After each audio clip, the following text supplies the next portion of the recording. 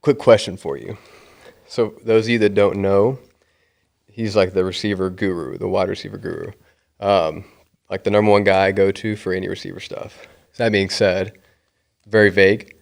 What makes a receiver elite? And is there one underlining thing, whether it's a 5'5" receiver up to a 6'3", there are different things? Is there one thing that's just, like I said, underlined that they have to have this no matter what?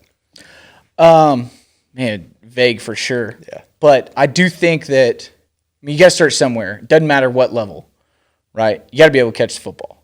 And, that answer, catching the football, is defined differently at different levels, right? The high school level, when the ball is thrown to you, it's a completion, and then good things happen. Mm-hmm. The college level, when you're open, you catch it with the ability to go.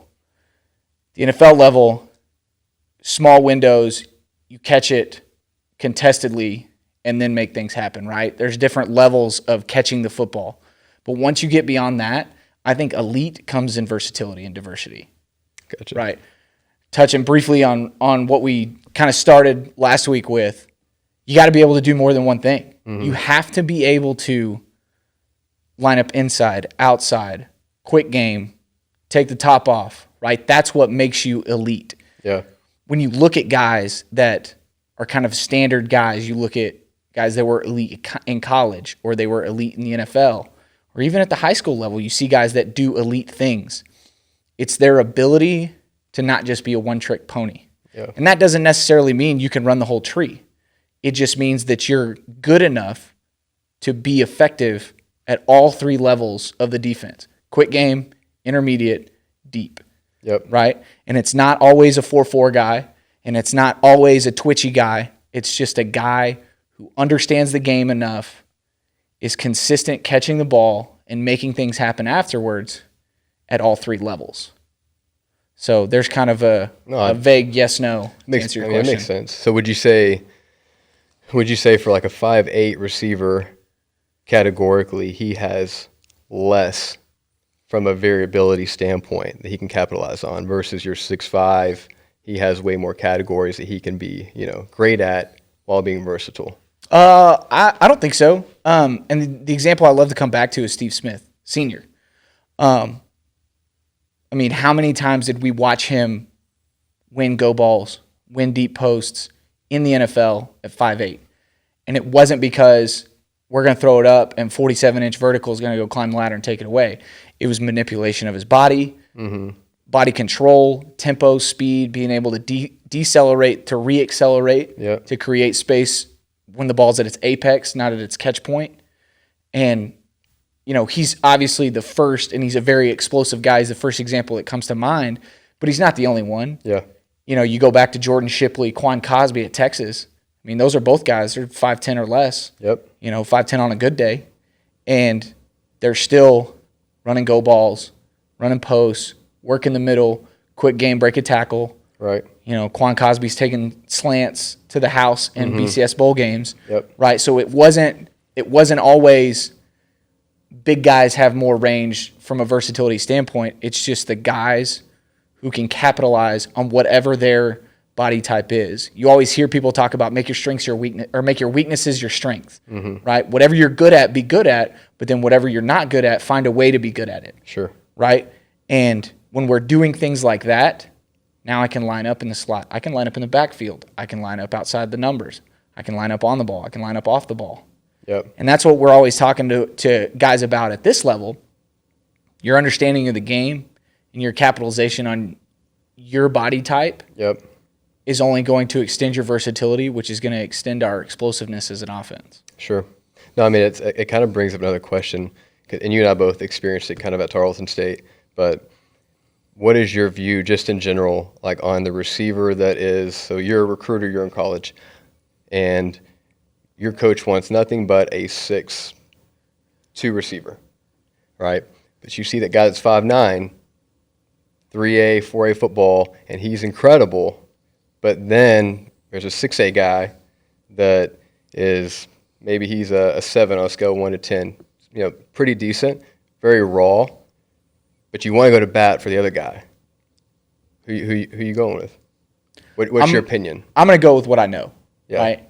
And I know that there's a lot of untapped potential at the high school level that gets brought out and polished at the college level. And with going with what I know doesn't mean that I look at his stat line and the guy's put up 15 touchdowns, for 2 years. Yep. He's a 5,000-yard career receiver. It's not that, right? Perfect example, Tevin Reese was like a 132-pound tight end at Temple. Yeah. Comes to one camp, comes to a junior day, runs fast, catches the ball pretty good. I'm going to go with what I know. Yep. He's still a $132 soaking wet, but the kid can fly, and that's that could be considered untapped potential. Right. But right. if I see what he can do, I'm going to trust my eye. Yeah. And if a head coach or a coordinator has me on their staff, I would like to believe that they're going to trust my eye too, which is why they have me there. And we're going to have a conversation about it, and at the end of the day, it's going to be their call. But I'm going to present the facts the best way that I can. Yeah, that's a good answer. I mean, I think, to also defend some of the college coaches, I think there's a lot of coaches that are so scared to go to that head coach because they know, like, well, we would rather fail with the 6'5" kid than be mediocre with the 5'8" kid. Even your gut says, hey, go with the 5'8" kid.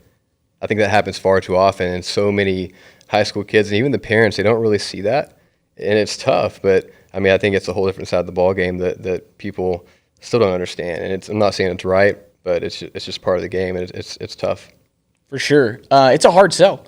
I mean, guys get limited on their God-given genetics. You can only be what your DNA lets you be. Yep.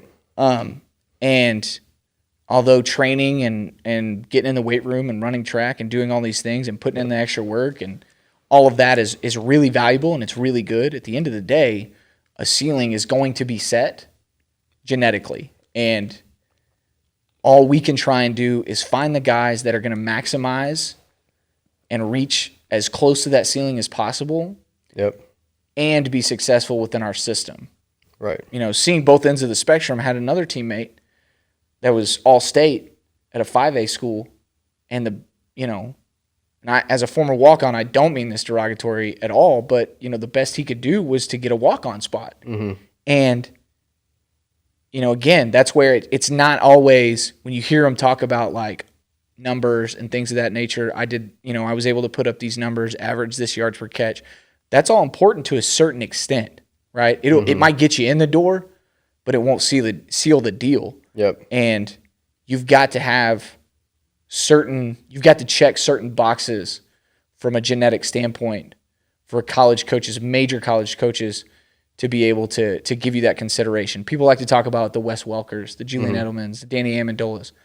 Well, first off, let's get a couple things clear.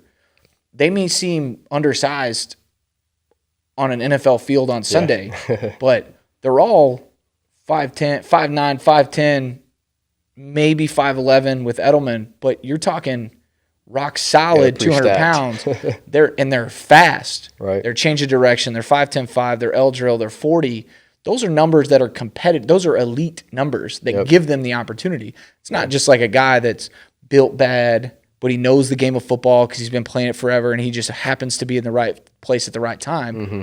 Those guys that, comparatively speaking, don't fit the mold, but they're still football players.